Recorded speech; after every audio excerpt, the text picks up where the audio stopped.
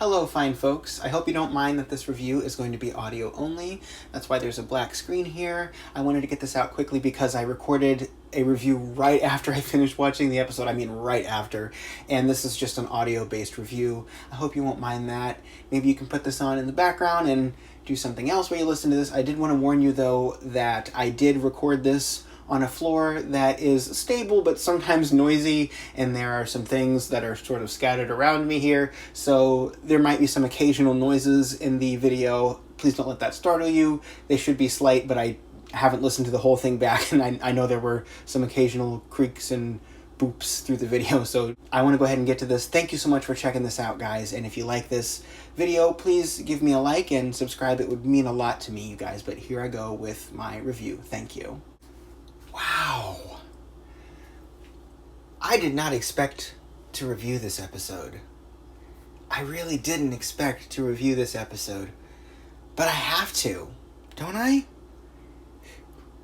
Doctor Who. Reality War, the end of Series 2. And, full spoilers, the end of the era of Ncuti Gatwa. I have to give some background before I fully do this review, because on the one hand, I knew a lot of what was coming because of the leaks that came out. The reason I was looking at leaks, which I usually try to avoid, is because this season had not worked for me. There are some things I had big issues with and things I still have big issues with earlier in the season, but I have to say that this episode worked for me. I loved it. I cried. I don't usually do that in Doctor Who. The last time I did that was when we had 12 regenerate. So what did I know? I knew, but thankfully forgot, that the 13th Doctor was going to be there. And I knew that there was at least a prominent rumor that the Doctor was going to regenerate into Rose Tyler, which is weird. I'm not sure if it's better that I knew that or that I didn't know that. I'm not sure. But it's something I knew about, but I have to say, from the beginning, everything about this episode worked. It was firing on all cylinders. I had stopped watching the season after Lucky Day and hadn't watched again until this episode, but I knew quite a bit of what was going on. I knew about the two Ronnies. I knew about the Bone Palace. I knew about Conrad and the other world, and Poppy being the Doctor's daughter, and the Wish world, and I knew all of that. The fake unit. I knew all that stuff. So I actually had watched quite a bit of coverage of the season, and I ended up tuning back in for the finale, and boy am I glad that I did. Wow, guys. So, first of all, action. Just continuing, just boom, boom, boom. Firing on all cylinders. It reminded me a lot of... There was a moment it reminded me of, like something like a season finale or something. Oh, I remember what it was. It reminded me of the chase in The Green Death. If you guys have seen The Green Death from Classic Who, that really long, ridiculous, extended chase... It reminded me of that a lot. And I really like how much they brought this back in as sort of a send-off for this 2-season era. It really did bring in all the characters. It didn't bring in Susan Foreman, which I was disappointed by. But at the same time, I gotta say, that issue being separate, not considering the fact that Carol Ann Ford really should have been in this season... Putting that aside, I have to say, this episode didn't need Susan to come back. It really didn't. So I don't really mind that. I don't mind that Susan didn't come back. I just really wish that Carol Ann Ford would have been able to do something in this season. But Ncuti, absolutely, unequivocally, without doubt, gave his best performance in this episode. This episode had some amazing speeches. It had some things about Doctor Who that I really love, talking about time and people knowing each other and relationships and all that good stuff. I loved all of that. That was all amazing. And I don't usually say that. And I didn't even mind the thing with Omega, which, by the way, I have to say this for my British fans who might be watching my stuff. I've been trying to keep up the charade of saying Omega for years because that's the way that the Doctor says Omega. The hand of Omega is not to be trifled with, you know? That's, you know. And then the second Doctor saying Omega, you know, and the third Doctor, Omega. You know, and all the Doctors have been saying that. But the 14th Doctor, the 15th Doctor says Omega. And so I'm going to say Omega because I have permission to say Omega now because that's how the Doctor says it. Because we Americans, that's what we say. We don't say Omega, we say, or Amiga even, we say Omega. So, there we go. Me saying Omega there. I didn't mind that bit, and I'll tell you why. I have watched the classic era. I watched every story with Omega, and that's only 2 stories, by the way. It's the Arc of Infinity and the 3 Doctors, I believe, at least. I don't think they brought back... I mean, they brought back the Hand of Omega at one point, but Omega wasn't actually in that episode, I don't think. I think that was the Hand of Omega. I think that one was in Remembrance of the Daleks, if I'm not mistaken, with Davros, and he was talking to the Hand of Omega is not to be trifled with. So... I think that's the only time that Omega was in the old series, and I watched all of that, and even appreciating Omega as a sort of a devious character. And by the way, I think they changed a little bit. They kind of subtly changed some of the ways that Omega was talked about. That might have been something they did in the classic series, because in the original one, in the original story, The 3 Doctors, it was sort of implied that Omega was put into the other reality, and he became insane there. Because he was sort of left behind by the Time Lords. He had a big ego, but he created this other world for himself, and there's this disturbing moment where he realizes that the radiation in that other world has actually rotted his body away, and he's only there through a thought. That's a horrifying, concept. And he actually lifts his helmet up, and there's nothing there, and he, whines like a child, and that part is really haunting. But, the second time he came back in Arc of Infinity... That's when you had him have that weird plot with the 5th Doctor. He was trying to, steal his body, and he started getting pimples everywhere. That was a really weird episode. That's one of those classic Who episodes that kind of seems like a fever dream.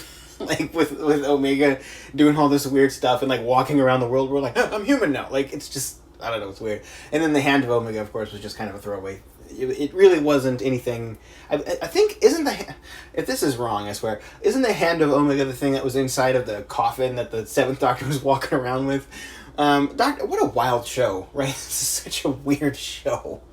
But all of that to say, I don't really mind them doing this thing with Omega where he is sort of this beast, kind of like what they did with Sutekh.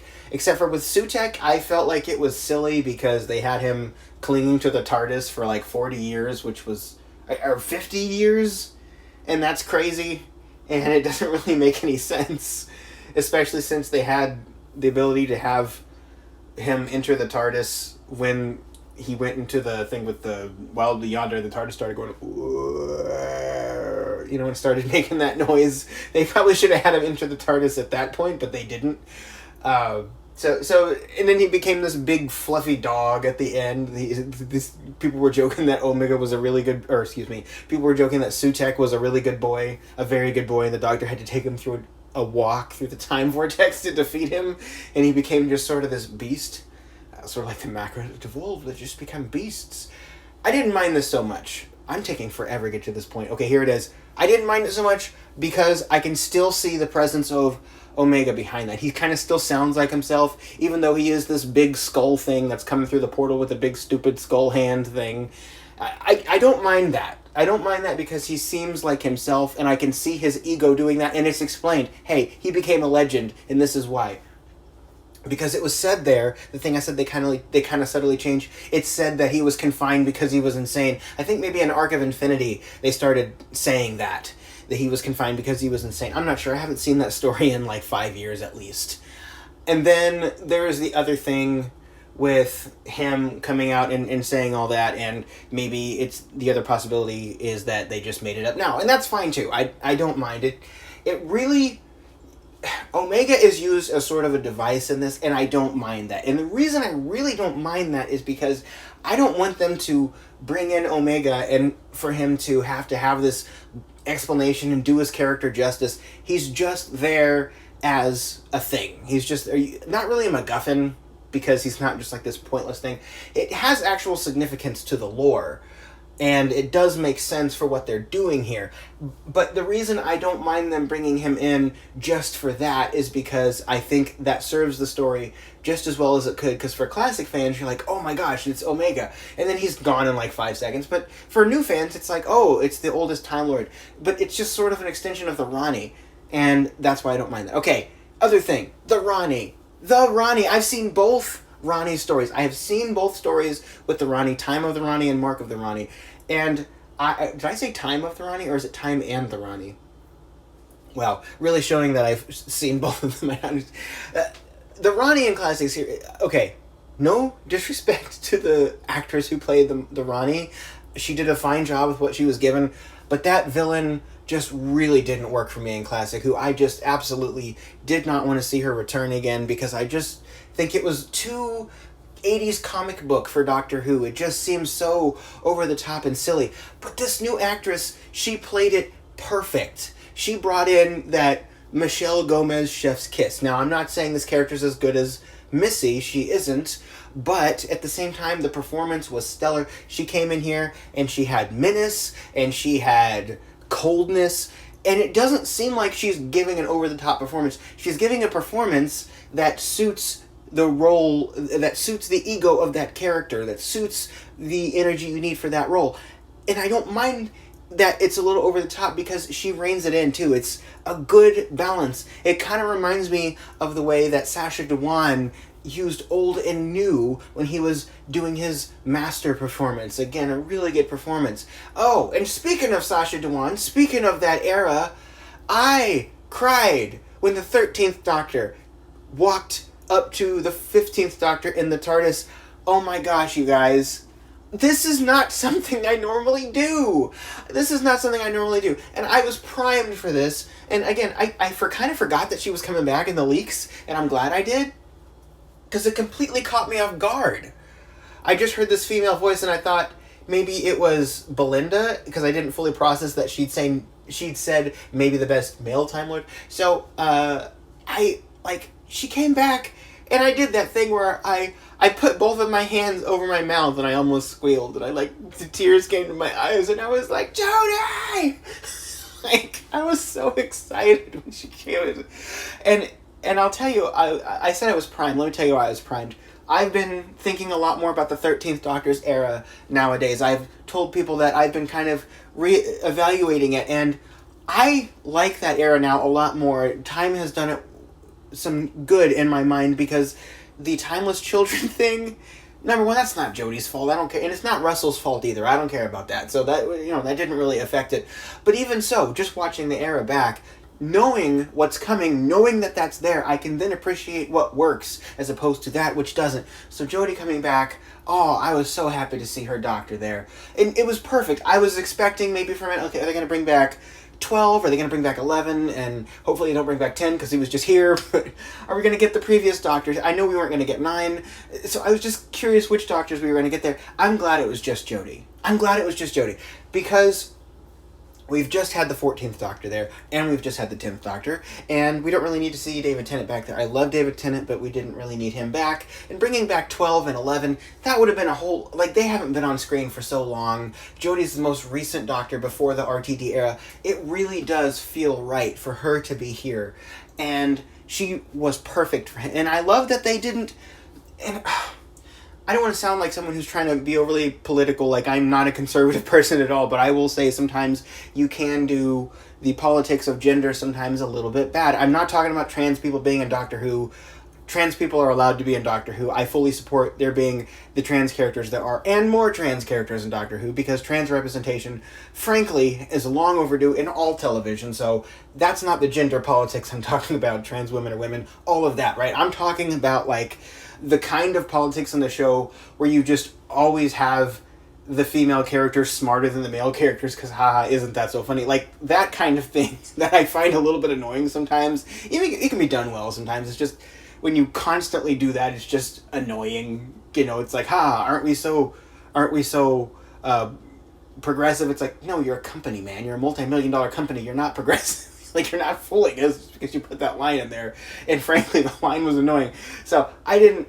I don't like that a lot of the time, but this didn't do that at all, is what I'm trying to say. This was not that at all. It was completely just Jodie being there, and, you know, it was two doctors talking to each other, and they both love one another, and they didn't try to make Jodie different than she was. They didn't try to make her a different doctor. She very much said things that made it seem like she was just popped out of her timeline into this TARDIS, and she might not even remember it, you know?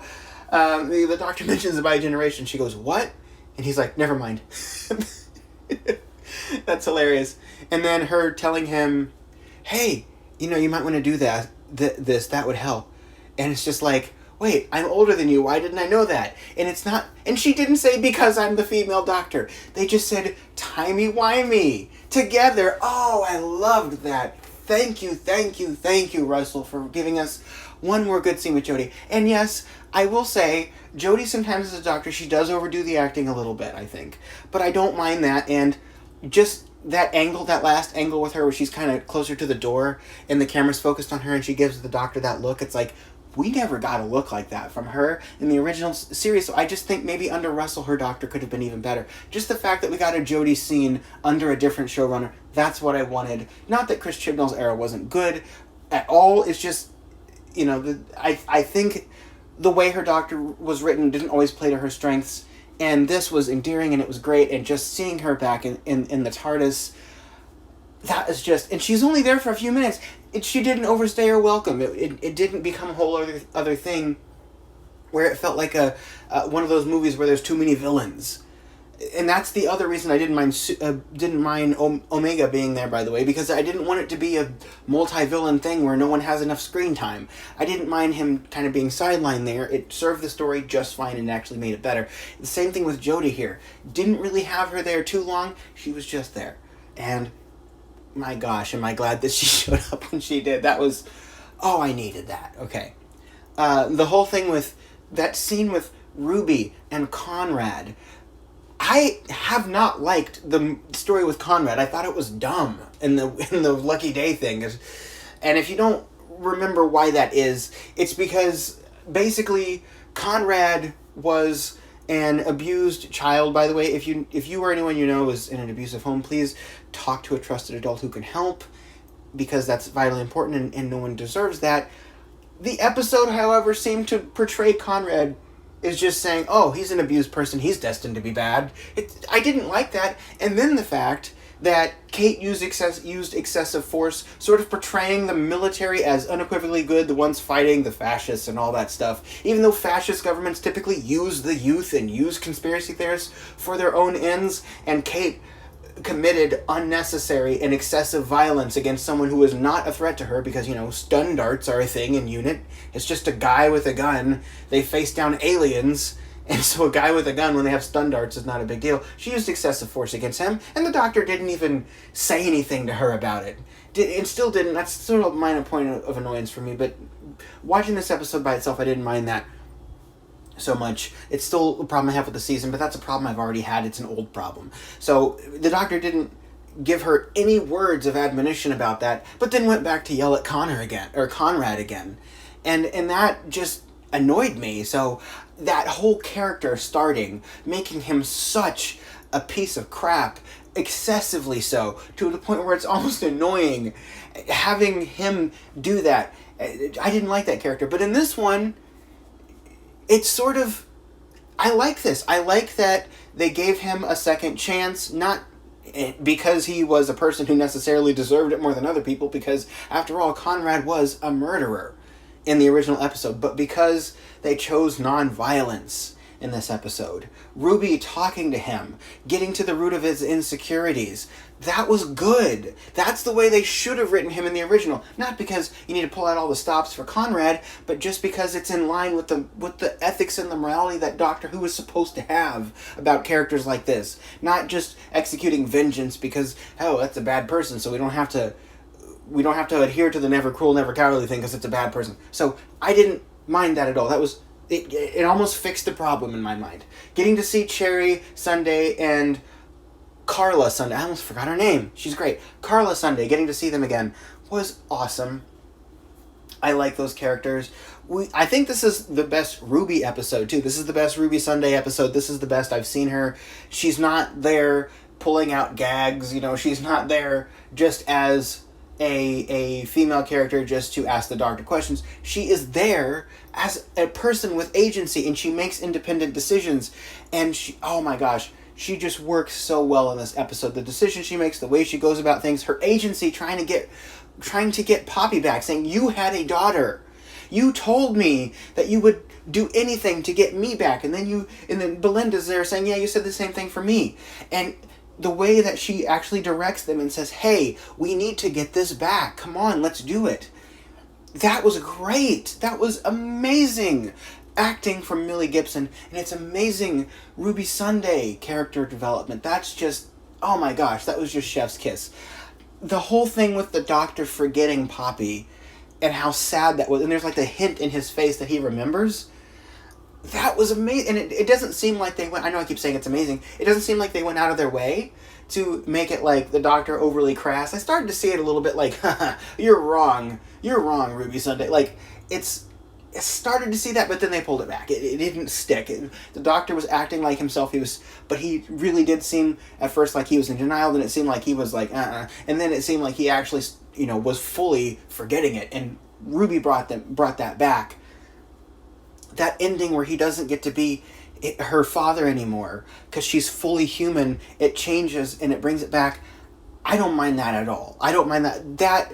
I was afraid because I'm like, well, why can't the Doctor be her father? But then it's like, oh yeah, because reality's setting back. That works. And the way he wishes he could be her father, but he's her uncle and that's just fine. He can't have children. I love that. Okay, the Time Lords not being able to have children thing, that slightly annoyed me too, because I'm like, is Susan not his real granddaughter? But at the end of the day, you know what? Foundlings being a big thing in here, adoption, I started to realize by the end of the episode, I completely accepted the Time Lord not having children thing, because I was like, it doesn't matter if you're biologically having kids or not. If someone adopts someone else, they're still their family. Oh my gosh, that was a beautiful point, and I didn't mind that at all.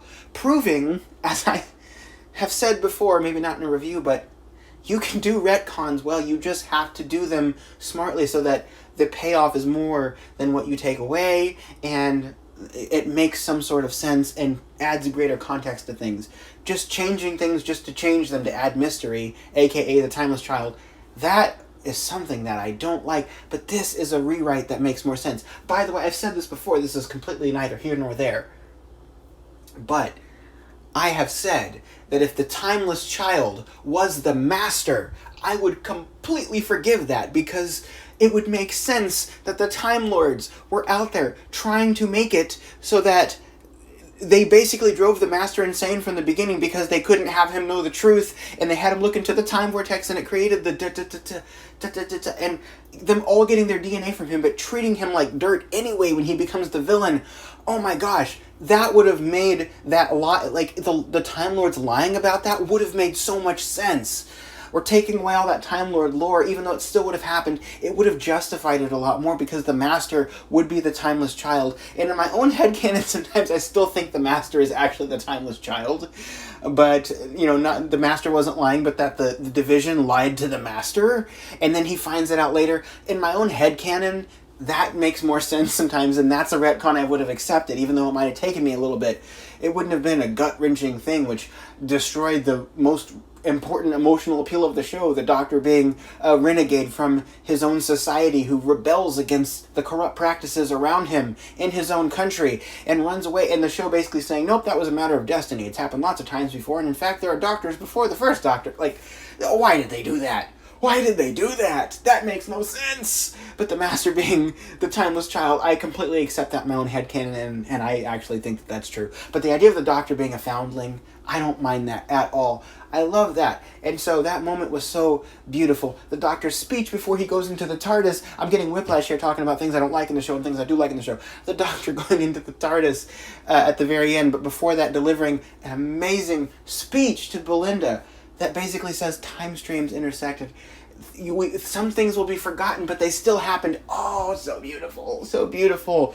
And Ncuti has such a great way of delivering things like that. When I did my ranking the Doctor's Riz list, if you recall, if you watched that, I put him at number 2 behind Peter Capaldi because Peter Capaldi is still the goat of charisma, but I would say Ncuti definitely keeps his number 2 spot on that list when you watch this episode because he's just so good. And the way he interacts with 13, 15 and 13 interacting, I did not know I needed that. I did not know I needed that, and I did.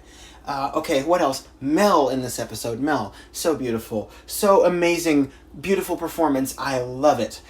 Who else? Oh, we got to see Rose again. Hi, Rose. Not that Rose, the other Rose. Rose, I almost said Rose Sunday. What is her last name? Noble. Gosh. There's so many characters. Rose Noble. Glad to see her again. She was there. Hi, Rose. Okay, cool. And then we got to see, we got to see Susan Triad again, so, okay. The Vlinks. Hi, Vlinks. Yeah. The unit family, I guess. I'm still a little annoyed with Kate. I guess we're not going to address that. Oh, well. It'll just be another one of those things in Doctor Who that was annoying that we don't really talk about anymore, I suppose. And we just kind of pretend it didn't happen. Like, I think I kind of throw that in the same category as the 12th Doctor, like, kind of trying to get his Sonic back when that kid got pulled into the snow. It's like one of those things that I just kind of put it aside and pretend it didn't happen, you know, because I'm like, well, I guess they were trying to make a point and they just made it badly, so it's fine. If they were going to double down on the whole Kate thing, that's fine. But it's almost like they were error correcting for what happened with Conrad and Kate in that episode, which I know they weren't doing, but it just, I don't know, it just seems to me like if I wanted to course correct, I would do exactly what they did here. That regeneration was beautiful. That's the most beautiful regeneration we've had yet. They kind of leaned into the sci-fi electricity thing, because if you noticed when Jodie regenerated and we started getting the 14th Doctor, we had that like the crackling sound effect from the electricity, and we're just sort of leaning into that now. It's kind of funny because when the 9th Doctor regenerated, it was almost just like fire. It was like just like almost like a fire explosion. The 10th Doctor regenerating, kind of the same thing, taking that up to 1,000. The 11th Doctor regenerating, that was just more like a teleport, right? It was like, you know, just, and then the 12th Doctor regenerating kind of did the Tennant thing again with the explosion, except for made it a grand finale of fireworks. And then the 13th Doctor regenerating did the electricity thing, and of course we know the 14th Doctor regeneration, that was a completely different thing. And then this is just fully embracing the turn to electricity. So I didn't need to take you through all those regenerations, but screw it, I did. So yeah, hope you didn't mind that. But having that there, I like that. Having him regenerate into space, having his limbs sort of go and blast off into that beautiful pink, blue, purple, white space backdrop, and the Star of Christmas being there, I like that. And it's kind of weird that we didn't get a full thing with Billie Piper. Okay, I need to talk about Billie Piper. So I will say, this did leak. It did leak, and I did hear about it. Just once, it would be nice for me to not know the next Doctor before I see it. This probably would have been my one chance, and I don't know what that's like. So that's a little bit disappointing. That is a little bit disappointing there. But yeah, I have to say I'm kind of excited. I'm kind of regretting that. I am kind of regretting that. I knew that a little bit now. I didn't know how to feel about it at first. I am kind of regretting that now because I wanted to see what my reaction would be. But part of me also is afraid that maybe my reaction would have been too much bewilderment, and it would have taken away from my enjoyment of the rest of the episode, because I really did like the rest of the episode. So maybe it's good that I knew that, at least as a possibility. Because I was fully convinced after he started regenerating that the rumors were not true and it was just going to fade to the credits and we were going to have an open-ended regeneration. So now that I know that Ncuti's leaving and Billie Piper's coming back, what do I think about Billie Piper? She's a very capable actress. She's perfectly, I think, good as an actor, and I think she has a passion for the show, and I think Russell needs to choose people who didn't work with him before. I really do. Because bringing back an old face, we've done that already. We've done that. We did that with The Curator. And we've also done it with the 14th Doctor. So, just bringing back old face. And I'm already anticipating... I almost never talk about other YouTubers. I don't mean to talk about this negatively or anything. Indeed, this is not negative because I'm a fan of the channel of one of the YouTubers I watch. But I know, having watched... I'm not going to name her, but I know that she is going to have a reaction where she's going to be like, I don't want them bringing back old faces. Like, I already know she's going to be saying, like, I don't want them bringing back old faces. I want new stuff. This episode, by the way, was not released early on iPlayer. So that means the BBC overnight ratings are probably going to be really high for the episode. So we shall see what the numbers are there. Probably it's going to help Russell secure that next season, and they'll decide. If I had to give my stamp, I would say green light on another Russell season. Give Russell another season. But I almost was going to say that because I want Ncuti to do it. I want Ncuti to be the next Doctor. But, or to be the next Doctor. I want Ncuti to stay as the Doctor. But if he has to go out, he went out on a bang. And I understand why he's doing this. I understand why he's leaving. Because he's become a lot bigger of a star. And I think his time was pretty good there. So, that being said, I think seeing Billie Piper as the Doctor, I don't mind it. I don't... Putting aside the fact that I think Russell should have just hired someone else, I don't really want him working with an old star again. She's not old, but the star he's previously worked with. That being said, I don't mind her being the Doctor because I like her. I like Billie Piper. And I think that's probably, honestly, some of the idea is that they're going to have Billie Piper be the Doctor. People like Rose Tyler, and they're going to have her be the Doctor. So, it's fine. We've already kind of seen her in that role, because if you... I'm just remembering this, too, as I'm saying it. You remember her coming back when she was working with, like, the kind of unit thing, where she had, like, the gun, and she was, like, tracking down Donna. And, oh, man. I remember that, and I liked her in that role. And that was also Russell in charge of that. So, hopefully Russell can stay. I think if it's going to be Billie Piper, I want it to be Russell T. Davies doing the Doctor here. I don't mind that at all. So we'll see. But Billie Piper being the next Doctor. I'm excited. I'm trying to think like what my mindset would be. I probably would have, if I didn't know what was going to happen, I probably would have loved the episode.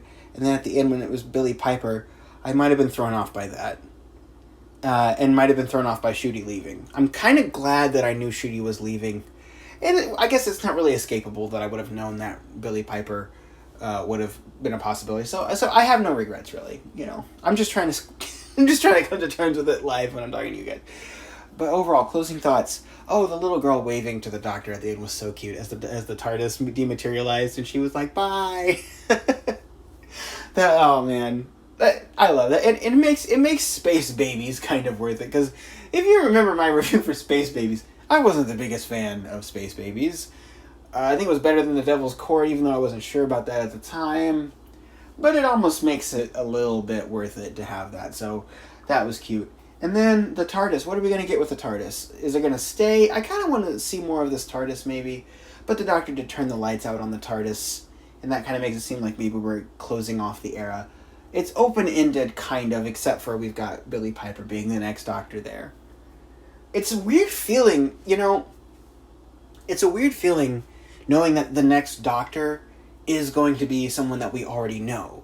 Because typically, every time I've seen the Doctor cast, it's been somebody who I didn't know. I remember when Peter Capaldi was cast, I didn't know who Peter Capaldi was. I remember when Jodie Whittaker was cast, I didn't know Jodie Whittaker, and I didn't know Ncuti Gatwa either. Even though a lot of people had told me to watch Sex Education, so I could have known who he was, because I think he played a character named Eric on that show. But, yeah, I hadn't, so... The only time I knew that we were going to get the next Doctor was going to be David Tennant, or when the Doctor was going to be David Tennant. But even then, I didn't know the Doctor was going to regenerate into David Tennant, and it was only going to be for 3 specials, so I don't even think that counts. I've never had it where it's like, the next Doctor for a few years is going to be Billie Piper. That's interesting. How long has she been holding on to this secret? Probably quite a while. That's amazing. I'm curious to see what the press is going to be about this. That's interesting. I'm curious. I love Doctor Who again. I do. I'm really glad that I watched this finale. I really thought I was going to just not watch the rest of the season. I'm glad that I watched it. And I'm excited for Doctor Who again. That's such a nice feeling, guys. At the end of the day, I'm a person who wants to see the show succeed. There's a lot of people who go online and they talk about the ratings and they talk about the show doing this or doing that politically. And look, I understand that people get irritated when the show does not line up with what they want it to be. I know that feeling, guys. But I think it's important to want things to be good. Don't you want that? Don't you want shows to be good? Don't you want to see a show do well? I don't know that I've ever disliked something and just wanted it to crash and burn in the way that a lot of people online have been saying with things they've been saying about Doctor Who. Because it's like, if you're mad at a show because it's disregarded its former self, it's gotten away from what it was truly meant to be, well, isn't the natural conclusion of that the show needs to be better and there's a way to improve it? Isn't that the natural conclusion of that? Not, I want the show to tank because it's not what I want anymore. Kind of like, if I can't have you, no one can type thing. So I want to see the show get better, and I think this was a huge step up, and I believe this is going to be a big step up in ratings as well. I think a lot of streams are going to be there, a lot of downloads, a lot of views, etc., for this episode of Doctor Who. So we shall see. I'm so happy with this. I'm so happy we got a good episode of Doctor Who, a good send-off for Ncuti, and I loved it. I love this more than The Power of the Doctor. I didn't really like The Power of the Doctor. I made a video called Farewell Doctor Who, or something like that, like something to the Doctor Who era. It's bidding it farewell. But wasn't a big fan of the episode. It was still fresh off of the Timeless Children thing. The Timeless Children was kind of like my Time War. I was never gonna fully embrace things because I was still coming off of the trauma of the Timeless Children. Not minimizing trauma, by the way. I'm not trying to make joke about like actual trauma. I'm just saying like it's kind of a metaphor that comes to mind. Whether or not it should is a separate question. So, but I did make that video, even though I didn't really like The Power of the Doctor. But I did like this. I genuinely liked it. Genuinely had fun. Genuinely was loving the effects and the increased budget. Like, this is what a good Doctor Who budget should look like. This is what an increased Doctor Who budget should look like. I was having so much fun with it. So much fun with this episode. And I'm so glad to... and I'm probably going to watch it again. I'm going to talk to my friends about it. And I'm going to see what people are saying online. Bear with me, people online, as I check out your comments. Please be kind, even though you're not talking to me directly. Please be kind to my show. Not that you can't criticize something that I like. By all means, do that, and do it as much as you want to, but let's just be nice to each other in the fandom, huh? So, anyway, you guys have a good day, and a very enthusiastic allons-y.